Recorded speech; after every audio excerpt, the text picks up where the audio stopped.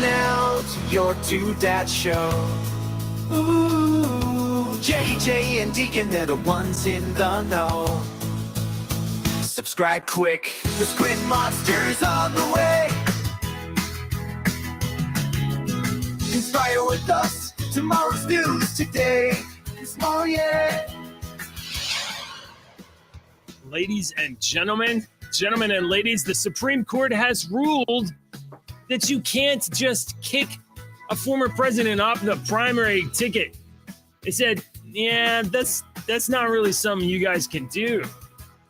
And too much to the chagrin and rich disappointment of mainstream media everywhere. Good morning, everybody. Welcome back to the show. I'm JJ. That's Deacon. We are, as ever, your two dads. We meet here exactly on time at 8 o'clock on rumble.com/JJW.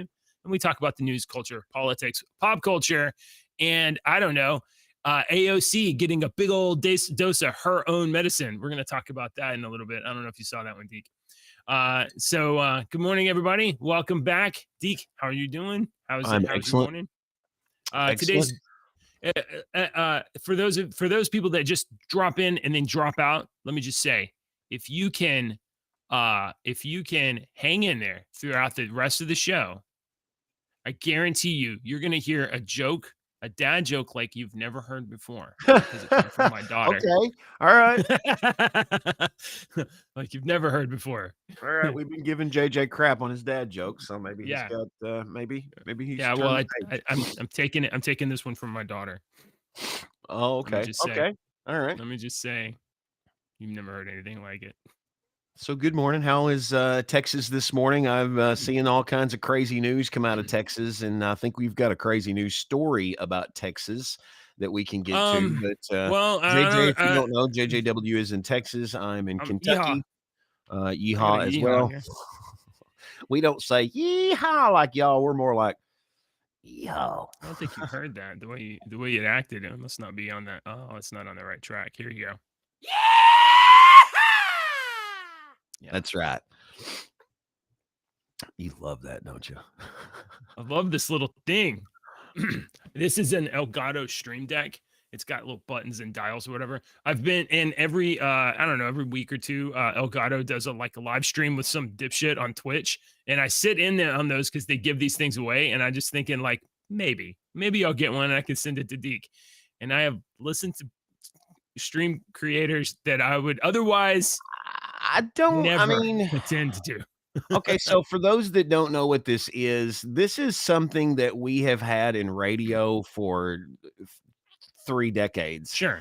And then they just put it on. So what it was is if you will look, let me show you a primitive. So that's what it is for the folks that are on YouTube and Twitch and YouTube. Yeah.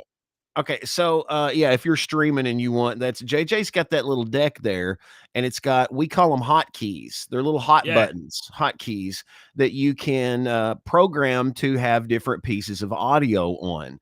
And if you will look, let me show you. Here is my program that I use that's currently running stuff right now. And you'll see down here at the bottom, I have my little hotkeys. Oh, okay. So you can just click. Yeah, and I have pages and pages and pages of them that I can just put whatever I want on. And that's the same thing that you have, except it's for, and then I remember it was about 20 years ago that they released the little, what you have for the first time. And it was specifically designed for morning shows, for radio morning shows. That's interesting. Because right here, I'm the host.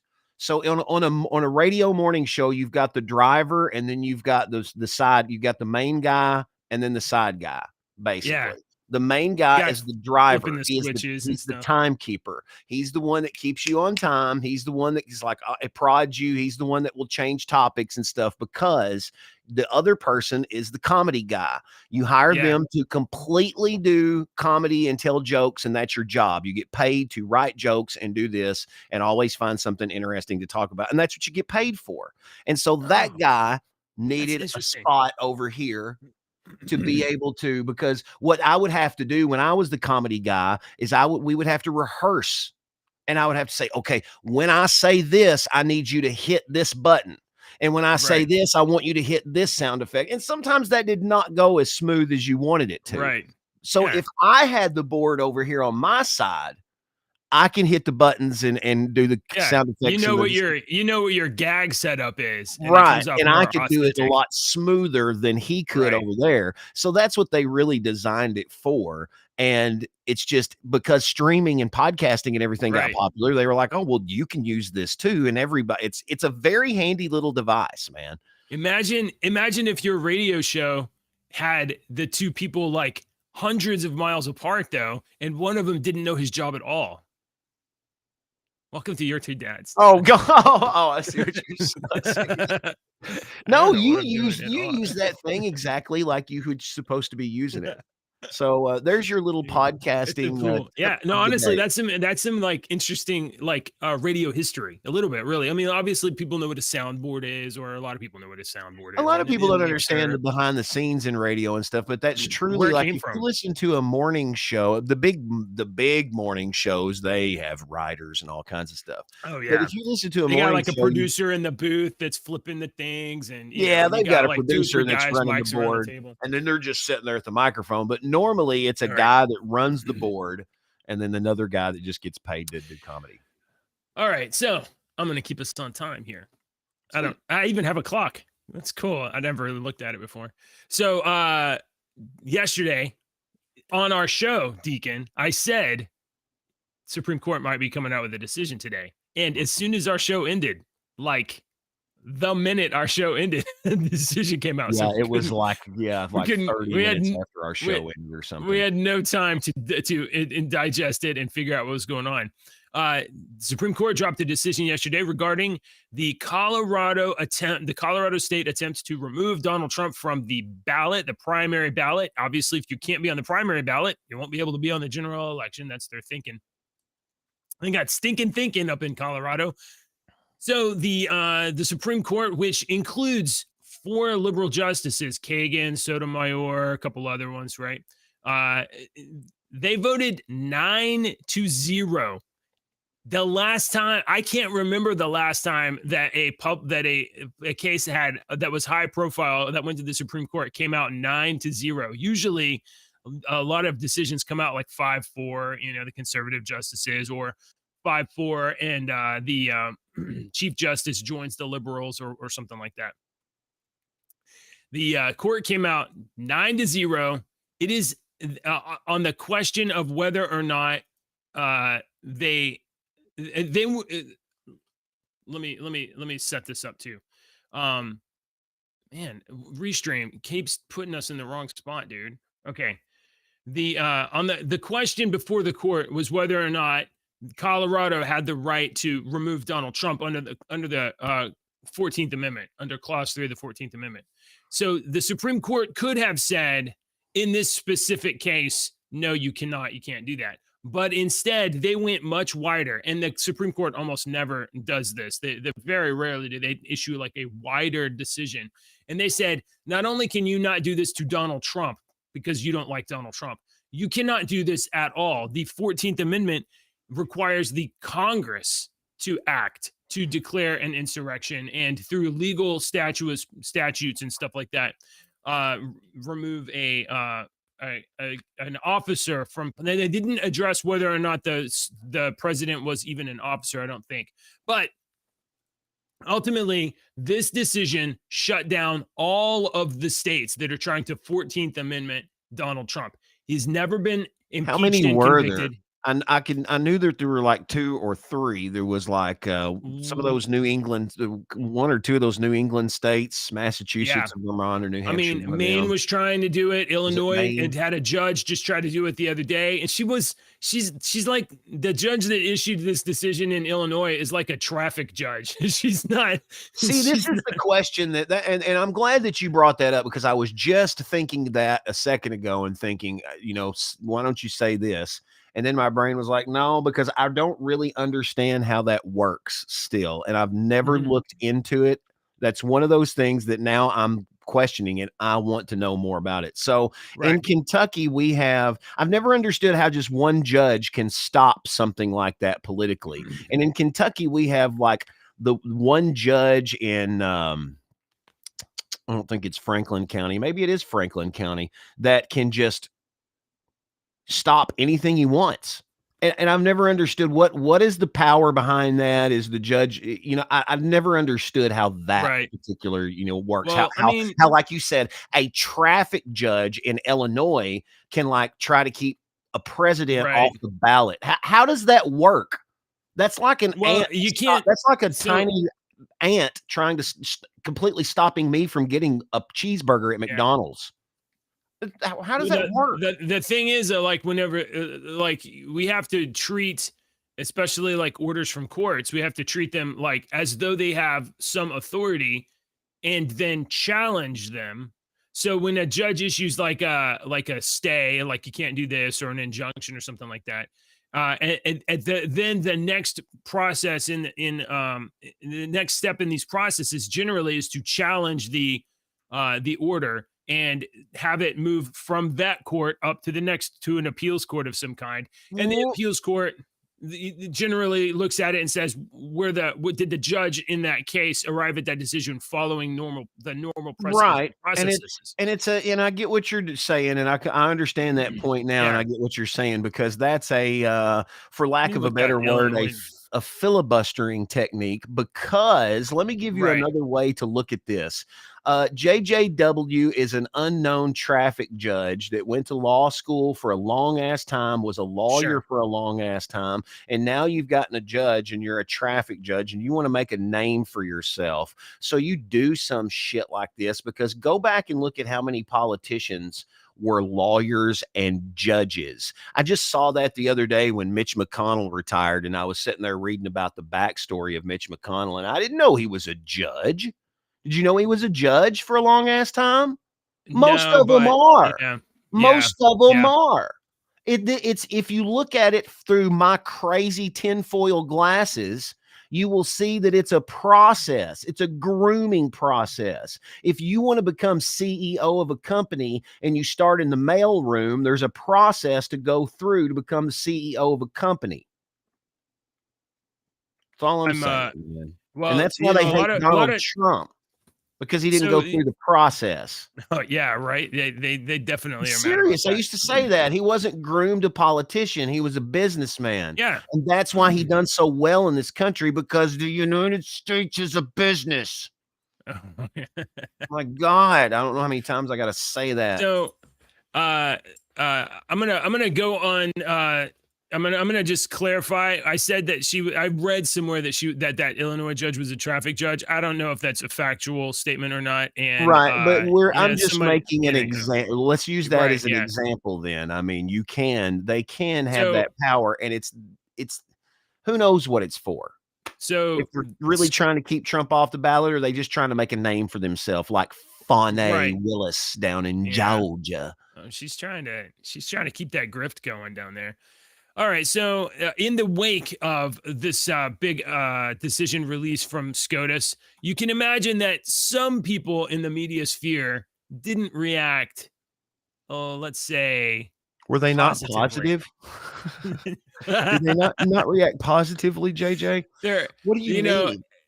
Well, what I mean is that there are some people that have such a severe case of Trump derangement syndrome that when they realize that states cannot arbitrarily just disrupt political elections, what scares me is that when like Republican leaning people lose something that they really wanted, like the freaking Biden stealing the election. You did not see the shockwave, the ripple effect of riots and fires and anything like that, and violence. But we don't blow stuff up. And this is what scares me, is that when the Democrat leaning people lose something that they were really fighting for, there's like one of two reactions. There's like, I'm going to slit my wrists, depressed, worst thing that's ever happened to me in my entire life. I don't know how I'm ever going to recover, or I'm going to kill people. Right. There's no middle ground. There's no, I lost this little contest. Let's dismantle the entire country. Let's tear down all of the institutions. And this goes back to a point that I've said about humility in generations. We've gone through generations, and there are generations, and I'm going to say it starts with our generation and goes down, where parents did not want to harm their children. I don't want my child to be humiliated, but he is never going to learn how to deal with humiliation unless he gets humiliated. Okay. And if he gets humiliated as a young age, he learns how to deal with that, so that when he becomes a young adult and an adult and eventually gets humiliated, he knows how to deal with that. This completely is the same thing for the word no. When you tell your child no, and they throw a childlike fit and get on the ground and stomp, that they're learning something. You don't need to freak out. You need to let them learn. No, stand your ground. No, no. Normally, it only takes people like a little while though to correct. You know, they get a no, they get right. But then you have people like, Keith Olbermann, who says things like, let's go down here to Keith Olbermann. The Supreme Court has been down yesterday. The Supreme Court has betrayed democracy. Its members, including Jackson, Kagan, and Sotomayor, have proved themselves inept at reading comprehension, and if collectively the court has shown itself to be corrupt and illegitimate, it must be dissolved. Now, wait. I can't get my way, so let's take apart the Supreme Court. So I saw a tweet yesterday where, and I can't remember it. Hell, it might still be up here on the front screen here because I was showing Ashley, but it was where they take shit. It was one of those people that, like, he said that it must be dissolved. The Supreme Court must be dissolved because he didn't get his way. Well, back in 2016, Keith Olbermann had said, oh, Donald Trump, if you don't agree with what the Supreme Court says, are you just not going to do what the Supreme Court says, you tyrant? You know, it's like, you fucking double speaking bastard. Hey, man, that dude is like, a disingenuous. He's such an idiot. And he is a prime example of someone that Keith O-B-E-R. I don't know how to spell his fucking name. He needs to go back to sports. Here, Olbermann.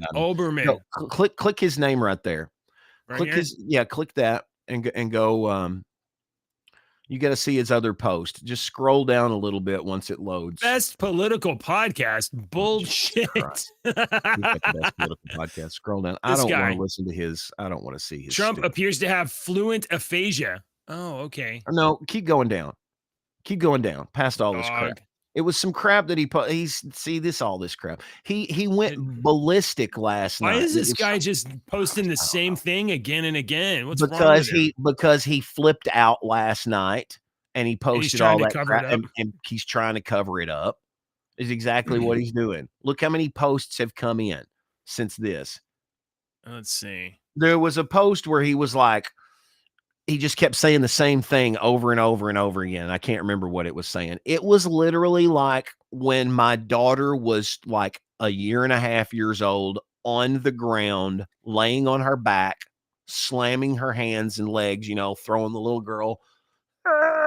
This is exactly what these people are doing. Whatever. And it's because Keith Olbermann is one of those assholes that has been handed everything to him on a silver platter. People kiss his ass and try to do everything in the world for him, and he's never been told no. And when he doesn't get his little way, he's like all these other people.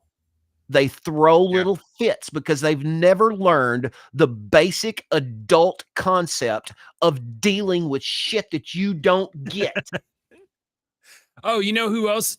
It's not just media personalities. It sometimes is sports heroes. Do you know that sometimes sports heroes throw tantrums too? Oh, and let me get down on one knee here and listen to this on one knee. We got Charles Barkley. Oh, Charles Barkley threatened to punch any black Americans who wear Trump shirts. He said, I will punch you anybody in the way that Trump said. Is what Charles Barkley said. Let's listen to it. And You know who embraced it more than anybody else? The black population. It's incredible. You see black people walking around with my mugshot. You know, they do shirts. When you heard that, what did you think? My God, Gayle King. Big sigh. First of all, I'm just going to say this. If I see a black person walking around with Trump mugshot, I'm going to punch him in the face. Charles. No, Gayle. Charles. Gayle. You really can't say that because you don't mean that. Charles, you can't say that, you dumbass. You're going to get us in trouble with the FCC by threatening people. Yeah, that's what she's saying. I mean, that's what she's really saying. Here's another prime example of somebody that has never been told no and has had people surrounding him his entire life that have been kissing his ass and giving him whatever he wants. Hey, let me ask you. Let me ask you a question real quick. He goes on to say he's going to bail himself out and whatever. It doesn't matter. You guys heard him say.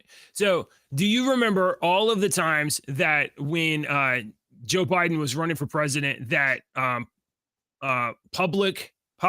celebrity Republicans threatened to punch people in the face, like Robert De Niro wanted to punch Trump in the face, threatened to leave the country, threatened to abdicate their citizenship. Kathy Griffin had the decapitated Trump head. Yeah. Picture that she just, I mean. These people are crazy. Yeah, they're crazy. Grasp on reality is just so because they put on makeup and dance around on stage and we think it's funny and laugh. We have created a society where we revere these clowns and these entertainers. I mean, we're completely opposite. We revere these clowns and we think scientists and these people that are like, hey, look what we discovered. Oh, you're stupid. The smart people we don't give a shit about. But the fucking clowns are the ones we give all the money to. Or if you can dribble a ball or do something cool with a ball. All right. If you can do that. Entertain us. Entertain us. So, Charles Barkley has created the perfect storm situation for himself to be trolled. But it would have to be by Black Americans wearing Trump t-shirts, wearing Trump mugshot t-shirts, and just walking up to him and basically daring him to punch him in the face. What happens? And then what happens? What happens then? Freaking big black guys that walk up to big old Charles Barkley. Bro, they can take the punch and then sue him. 60 fucking years old, first of all. Charles Barkley's in his 60s. He takes money. The guy, I mean, like, if you lived anywhere in the vicinity of Charles Barkley, go get yourself a $20 Trump t-shirt and then go get punched in the face and get $5 million from a lawsuit. Who was is Dave watching? There was a Kentucky player that when Charles Barkley was what college did he play for? Charles Barkley. He played for I don't know. He played whatever basketball. college he played for. That's all I know. They played against Kentucky at a championship game, and the Kentucky player, I don't know if it was Kenny Skywalker or who it was, Sam Bowie, but one of them hit a shot at the very end to win the game, and Charles Barkley like sat down on the court and was sobbing and was crying on the court. This was when he was in college and was crying on the court because Kaywood Ledford is the old Kentucky announcer. And that's what he said. There's a classic thing that Kentuckians, and there's Charles Barkley, the big man sitting on the court, just sobbing, you know? So. All right. Let's shift gears slightly. I'm gonna go down to the sub story. I put the big story at the top. SCOTUS 9-0 Trump, whatever. There's a little story on the title card there. It says AOC. I forget what I wrote. But AOC got a little dose of her own medicine. It's kind of cute. Oh, no. It's kind of funny. Yeah. Do you remember back in the 2020s when there was the BLM riots and leftists and Antifa or whatever were going around and like burning everything down and, threatening people's lives, breaking windows, just tearing down statues, trying to erase history by just pulling statues over. During that little time, AOC wrote on Twitter, the whole point of protesting, Deacon, the whole point of protesting is to make people uncomfortable. Activists that take discomfort with the status quo and advocate for concrete policy changes Popular support often starts small and grows. To folks who complain, protest, demands make others uncomfortable, that's the point. Yeah, okay. So basically, she's supporting all these protesters that are making your life uncomfortable. That's what she's advocating for in 2020. Now this is Alexandria Ocasio or whatever Cortez. Cortez. Yes. She was the one that was the bartender yes. that was hired on to become a senator? Is she a person? She's in she's a Congress. So what they make about $155,000 a year, and she's been doing this for what 5 or 6 years now. I'd say at least since maybe 2018, I think. And her and she was a bartender before this, right? Yes, that's true. And now she's worth like $30 million, and she gets paid $155,000 a year. So I'm just trying to do my math. I'm not a math scientist. So I don't know how numbers really work. If you had, so it's 155,000 a year, so 2 years, right? So you have like $300,000. 300, and then to double that would be 600. 600, almost $1 million of earnings. Okay, so almost $1 million equals 29 million. Well, that doesn't seem right. Does that seem right to anybody in here? I don't know. But you could look it up yourself if you think that me and JJ are just being dumbass and making a joke. Actually, go look that up yourself. Yeah, but I mean, how does anybody know what anybody's worth, really? We're all humans. We're all unique. I'm priceless, and so are you, Deacon. Oh, my God. It's not okay that there's a genocide happening. You're not actively against it. You're lying. I'm lying. You're not. You went on TV and avoided talking about it. So, Ms. Ocasio-Cortez got run out of a movie theater by protesters, making her feel uncomfortable. Protesters are supposed to make you feel uncomfortable. We're not lying. We're not lying. You've been sending in interviews. It's insane. You haven't been calling it a genocide. Don't tell me I'm lying. Then just say it's a genocide. Just say it. Just talking Over about 30,000 people are dead, AOC. You can't just say it for once. Just say the word. That's it. That's all we want you to say. Or you're not angry about people confronting you publicly. Look at her hero boyfriend here. Just gonna save her. Stop. Okay? Stop. That was really effective. That was pretty effective. We're not doing anything. We're talking to nobody. That's all we're doing. That's it. Cut it, and you're going to cut this, and you're going to clip this so that it's completely out of context. Like you do? I already said that it was. And y'all are just going to pretend that it wasn't over and over again. It's fucked up, man. If you're not helping me, what's your language, AOC? There's people on the streets in New York with kids, AOC. I'm sorry you feel uncomfortable, but there are people walking by the puddles of piss and past the pot smokers with children in New York City. AOC. AOC, come on now. All right. I thought it was cute. She got hassled by people left of her. I know plenty of people. I've met plenty of people in my life that can dish it and not take it, is what we always say. You can dish it, but you sure can't take it. We are doing a good job today. We're about halfway through the show, and I haven't yet even asked people to like or subscribe. Holy crap. I know, right? But yeah. The allergies, maybe? I'm not sure. So a court has a court in Texas, I'm on I don't know what I'm looking at there.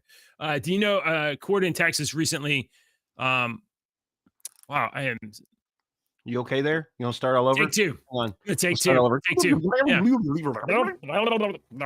So the state of Texas recently put into law a law that said it's illegal to cross into the country illegally. So in order for Texas to deal with America's illegal immigration problem, we just made a law that said immigrating illegally is illegal. That's what we did. Did you see where they're trying to take away the word illegal from that and just call them immigrants? I haven't seen that. Watch the news. Watch the news now and pay attention to those words. They're taking away the word illegal. Oh, yeah, for sure. I mean, there's definitely an advocates group that always is acting like that. Where they won't say no, illegal. The media is doing that to brainwash you. We did that exact same thing years ago on a classic rock radio station. And they wanted to change it to classic hits instead of classic rock. So we slowly started saying classic rock hits. And we said classic rock hits for about 3 or 4 months. And then we said classic hits. I think there was another step in there, maybe. We did, and we slowly did it over the course of a year, and we changed it so that when people are like, why come you're playing this pop song? You're classic rock. We're like, no, we're not. We're classic hits. Now, if you think about that on this standpoint, everybody does that. Let me give you another example. McDonald's and fast food restaurants, and I know you don't eat at them a lot, but they do this shit all the time, and you don't know. You say it, you complain about it 1 or 2 times, then you just keep going. $1 any size drink, $1 any size drink, $1 any size drink, and they keep that for a year. So you know you can go to McDonald's and get any size drink for $1. All right. And then they raise it to $1.20. And you're like, it used to be $1, now it's $1.20, blah, blah, blah. And you pay the $1.20. You're getting the same now thing. $1.20. Now it's not. I drove by Arby's the other day and laughed because the sign said classic roast beefs 2 for $6. And I laughed to myself because I thought, me and my buddies, when we were in high school and we went by Arby's and it said 5 for $5, we would stop and get 5 classic roast beefs for $5, and we would eat on those damn things all day and all night for $5. And now they're 2 for $6. So, I mean, and I know that other things and make stuff go up, but what I'm trying to prove to you here is that they do this stuff to you where they're like, it's this way, it's this way, it's this way. And then months later, they slightly change it, and your brain still associates it with one thing. We already have, I wouldn't say, we already have, obviously, media, newspapers, TV, all of that stuff. They're all separate entities, but a lot of times they're saying a lot of the same things. That's because, like you said, they're all separate entities, but they're really not. They look like they're separate entities, but they're all the tentacles go back to the same squid monster head, so to speak. They get a lot of information from the same places, and they follow each other as thought leaders in terms of like how to frame things or whatever. Tentacles. Yeah, squid monster. Exactly. The squid monster is nefarious. Hey, get out of here. You're seeing what we're talking about when we say the squid monster. It's not something, it's this. Yeah.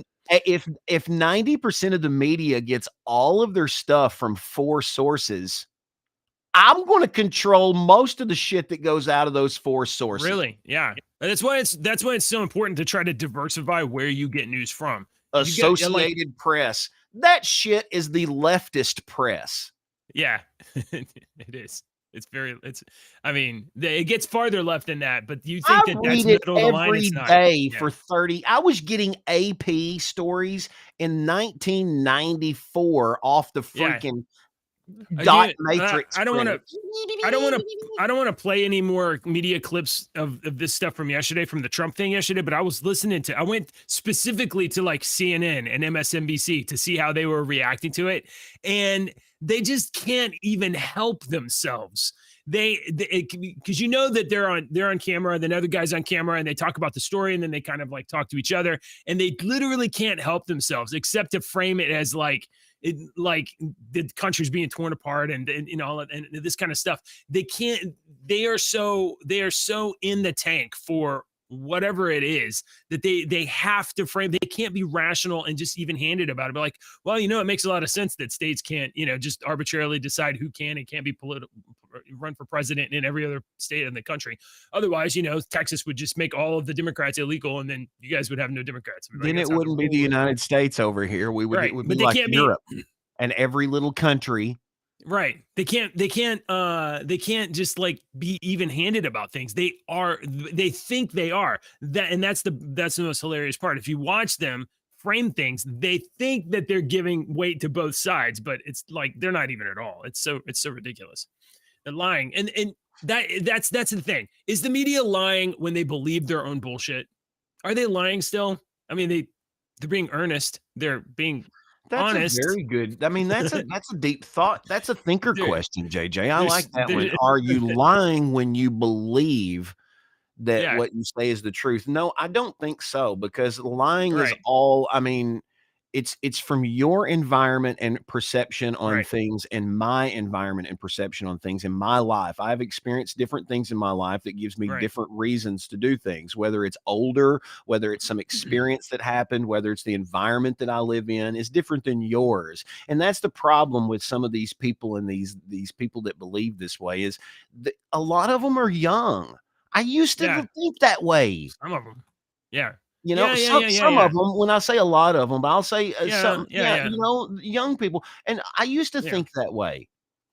You know, I mean, I did not have the experience, and I hadn't gone through life hadn't kicked me in the balls. And then when I tried to get back up, it stomped on my face. And then when I tried to get back up again, it stomped on my face again before I had to get back up. Okay. Life does that to you, and they haven't had that yet. So we got I'm not speaking. I mean, I'm just. You're not wrong. You're not wrong. Truth. I think that. Anyway, I'm just saying that yesterday I was observing this SCOTUS thing. It happens rarely, right? Like this sort of a big moment in history where, like, oh, you guys just have to drop these cases or whatever. This is such a big moment in terms of like its impact, that this is the opportunity that you have to see as clearly as possible that people react or don't react rationally. So, you know, like this is an opportunity, but this stuff happens every single day. It's just a lot smaller in scale and depth, right? In detail. And, you know, but so I just found it interesting if you would just kind of like peruse through the reactions in the media yesterday. Okay, what I was trying to get back to was our next story, which is the court has halted a block on Texas law allowing authorities to arrest illegal border crossers.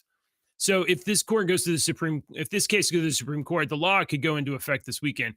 A U.S. Court of Appeals has temporarily vacated a judge's ruling blocking a Texas law that gave state law enforcement officers the power to arrest, prosecute, and deport migrants who illegally cross into the U.S.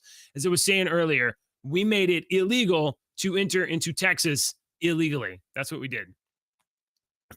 Senate Bill 3 provided $1.54 billion in funding to construct a border wall, while giving state police $40 million to cover overtime expenses and other costs associated with law enforcement. Senate Bill 4 made it a state-level crime to illegally cross into Texas from Mexico. Prior to the legislation, it was only illegal to enter the U.S. without permission under federal law.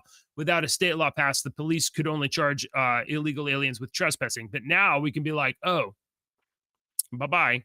So obviously some federal court judge was like, you can't do that. That's the United States' responsibility.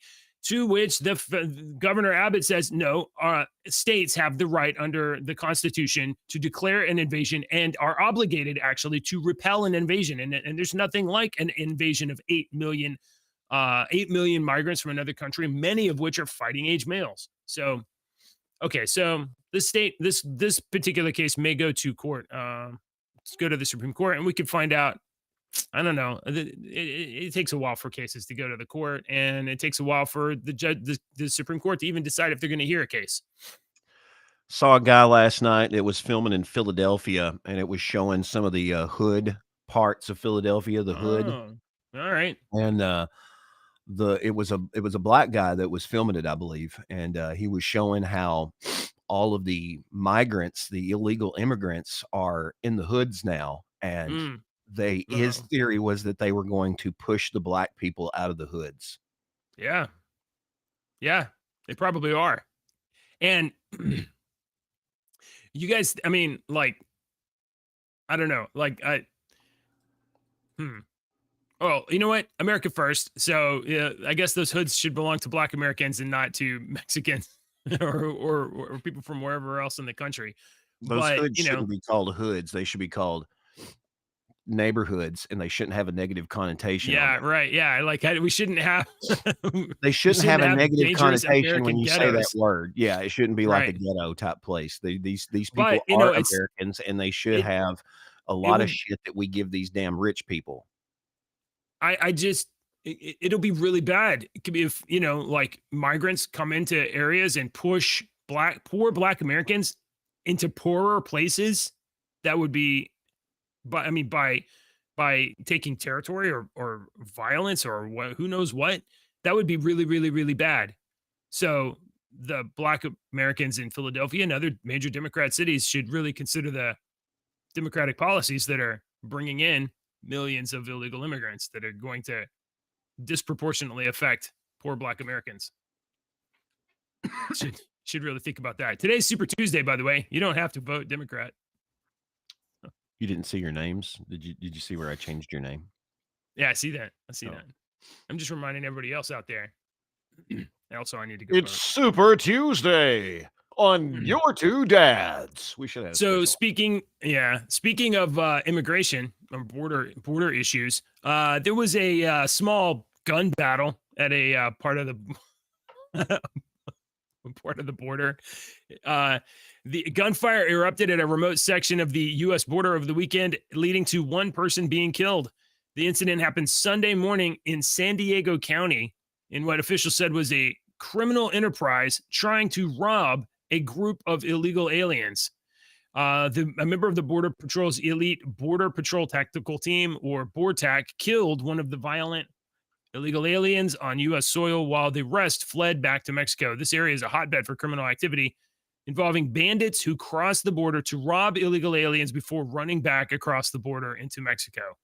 That doesn't that sound cartoonishly ridiculous? All right. We have Mexican bandits running across the border. I'm not going to get into a history lesson here, and if you don't believe me, look this shit up yourself. But look up what a Jayhawker was. You know, the Kansas City Jayhawks? Look up what a Jayhawker was, okay? Just look up what they did, what a Jayhawker was, and what they did. And it's the same thing. It's the same thing. Oh. So why do we have like is there why does the University of Kansas have a Jayhawk as a mascot then? Ask the University of Kansas. I've often wondered that.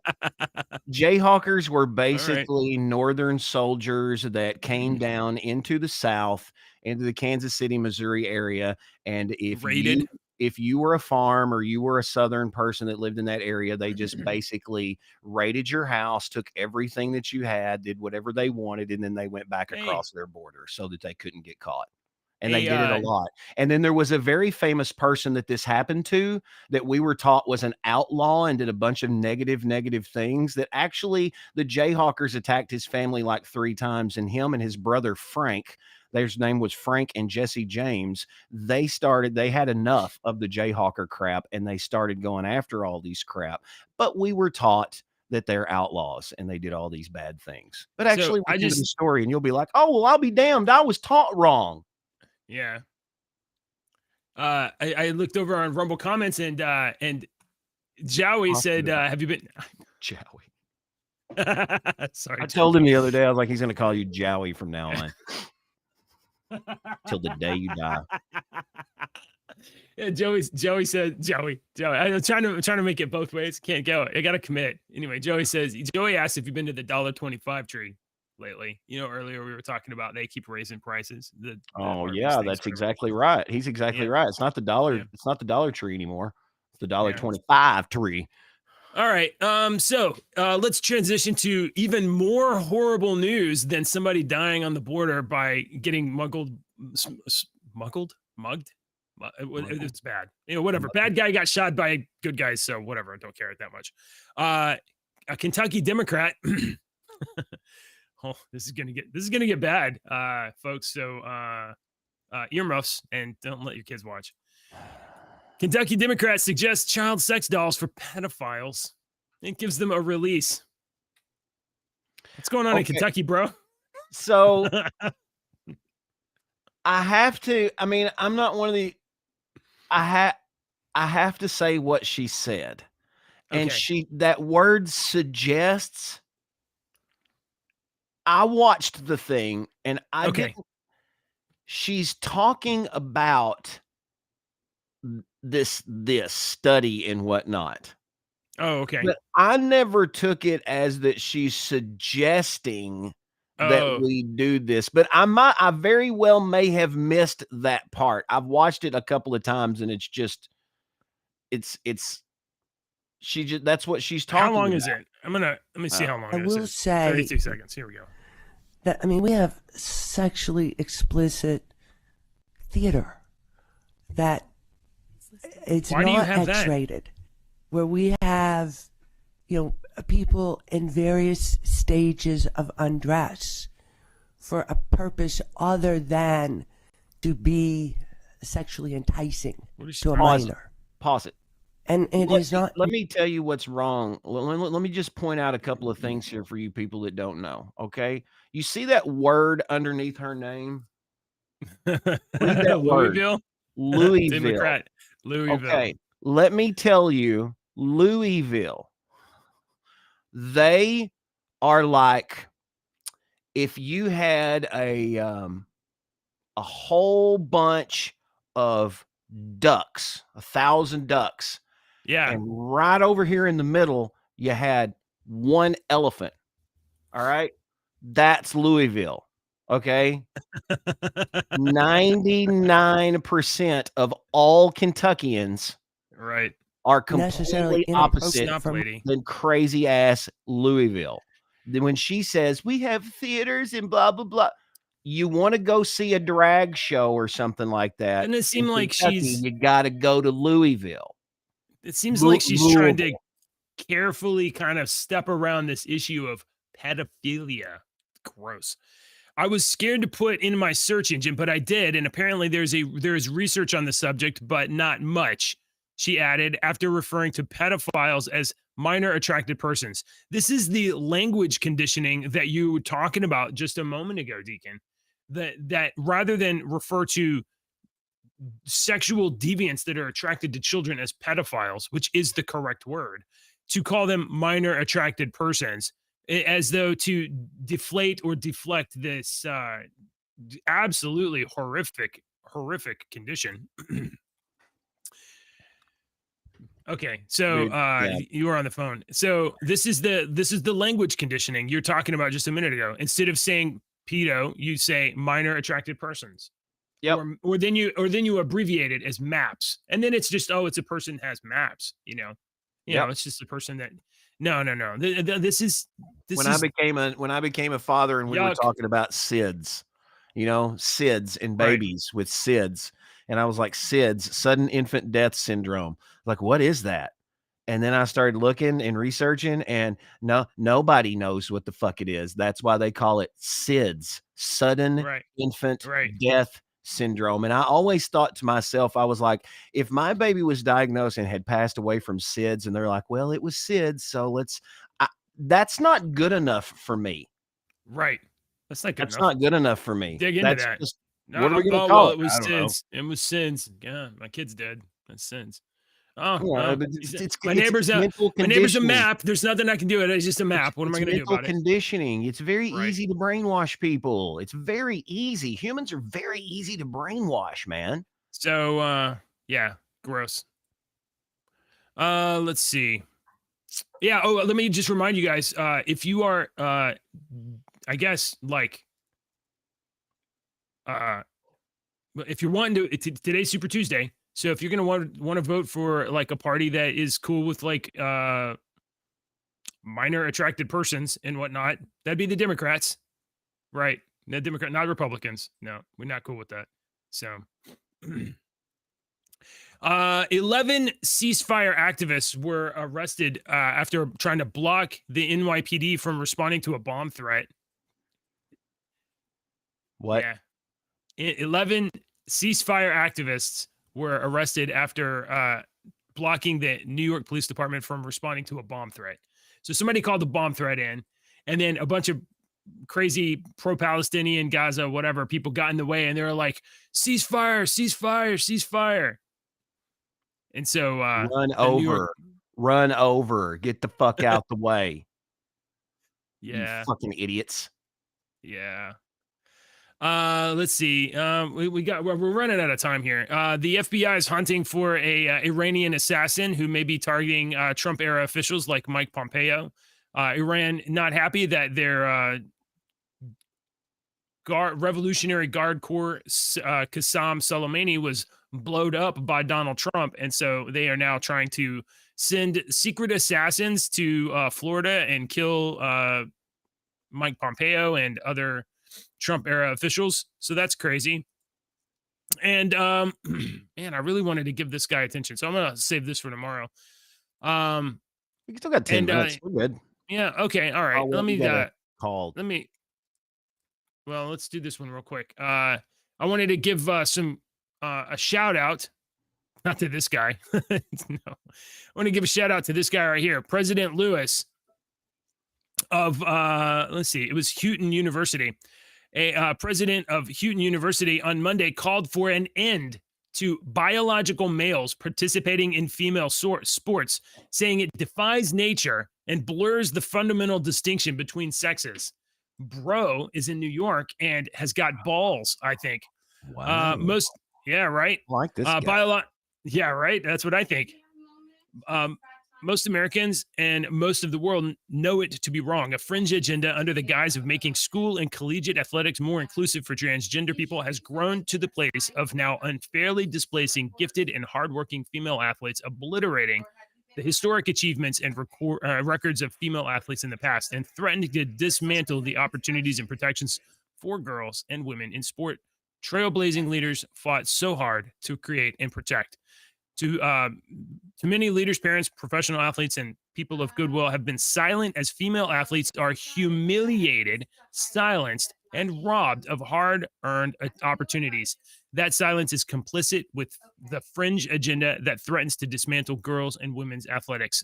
Dude, I'm going to give you a dad high five. Thank you very much for doing that. That is awesome. And this is what it's going to take. It's going to take people in liberal places opposing this. You're exactly right. Did you see where you probably didn't? We're not sports guys.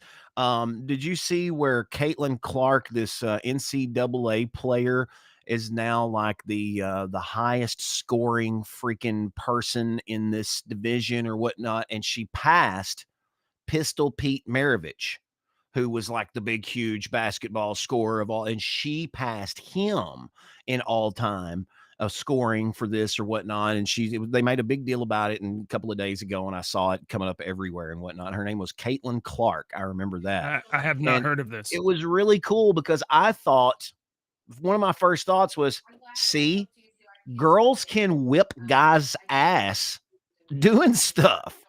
See, she broke Pistol Pete Maravich's record, man. So that kind of she didn't have to be a guy who's a way to go. See, this is a bunch of, you know how we feel about this. I'm from Kentucky. Well, some people in Kentucky. No.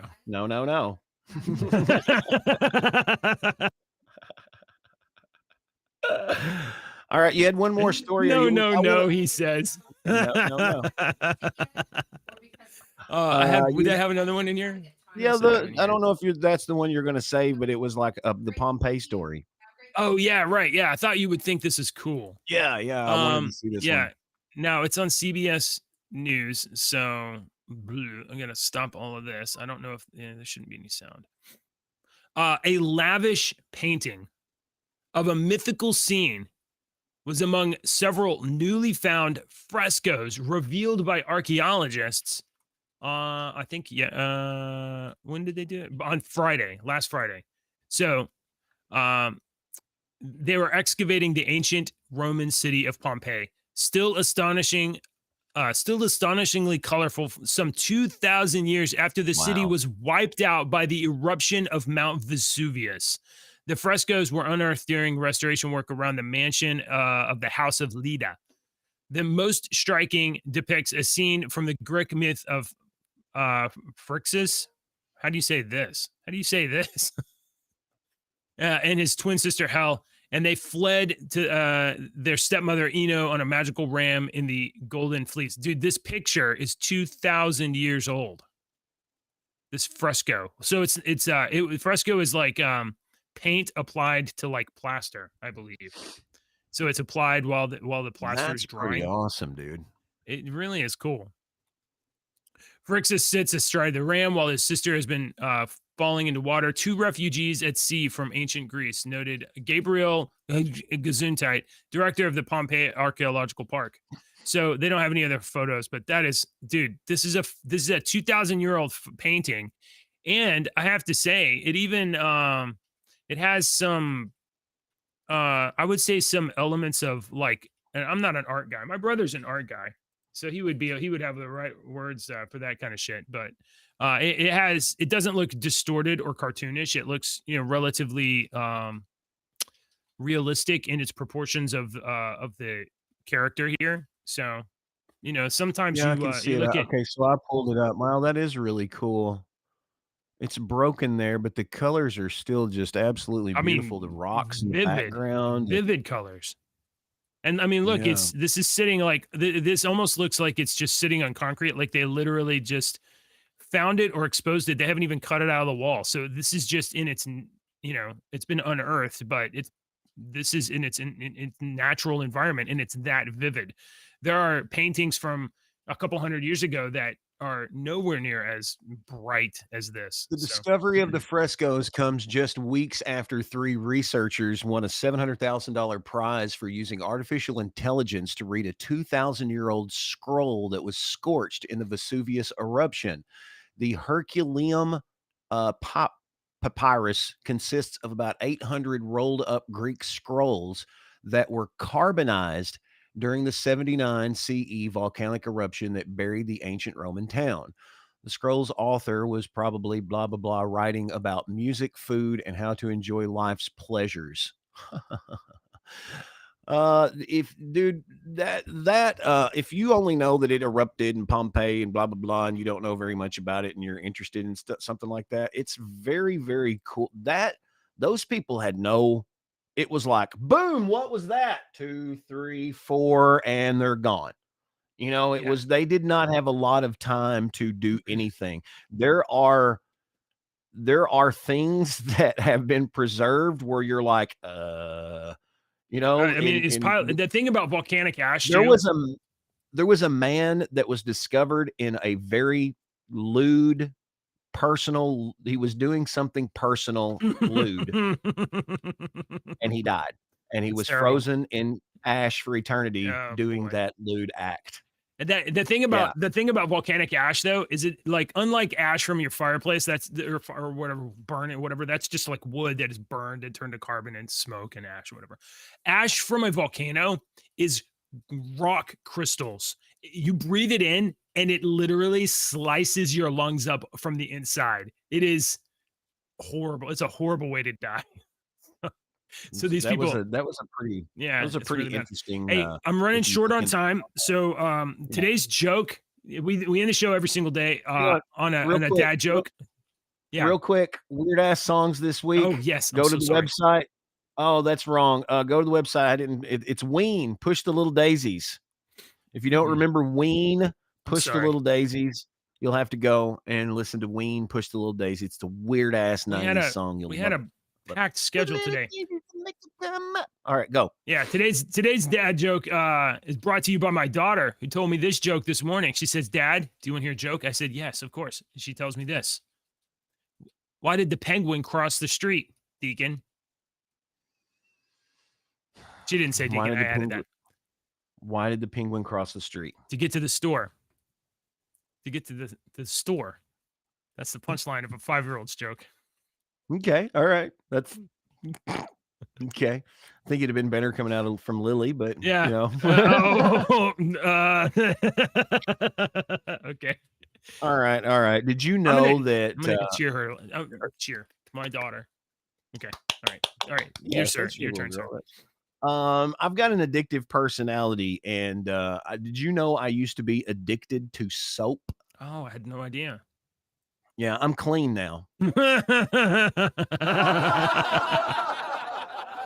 Thank you for watching, ladies and gentlemen. Like and subscribe. The button's right down there. Both of them.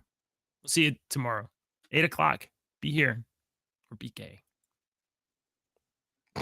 That's your choice. Politicians and talking heads lying left and right. You can help us bring facts into the light.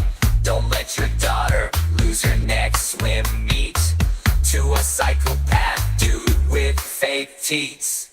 Tune in now to your Tune That Show. JJ and Deacon, they're the ones that know. Subscribe quick, the squid monster's on the way. Conspire with us, tomorrow's news today. 9-0, baby. I rule.